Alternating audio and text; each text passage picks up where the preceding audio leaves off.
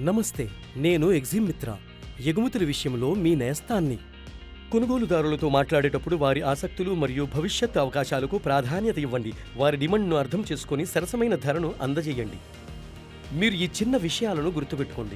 కొనుగోలుదారులు మీ ఉత్పత్తిపై ఎంత ఆసక్తిని కలిగి ఉన్నారో ముందుగా అర్థం చేసుకోండి. ఆ తర్వాత వారి అవసరాలు మరియు ప్రాధాన్యతల ప్రకారం మీ ఆఫర్ను వారికి అందించండి.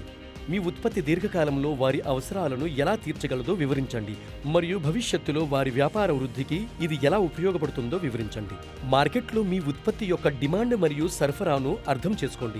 ఎక్కువ డిమాండ్ ధరను నిర్ణయించడంలో మీకు మరింత సౌలభ్యం ఉంటుంది. కొనుగోలుదారులను ఆకర్షించడానికి మరియు డీల్ను కన్ఫర్మ్ చేయడానికి సరైన డిస్కౌంట్ని ఇవ్వండి.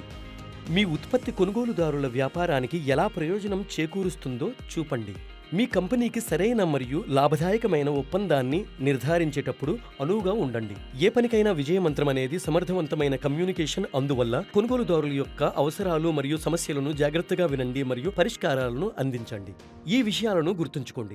చర్చలలో ఇరువైపులా శ్రద్ధ వహించండి మరియు విజయవంతమైన చర్చల కోసం కొనుగోలుదారుతో మంచి సంబంధాన్ని ఏర్పరచుకోండి.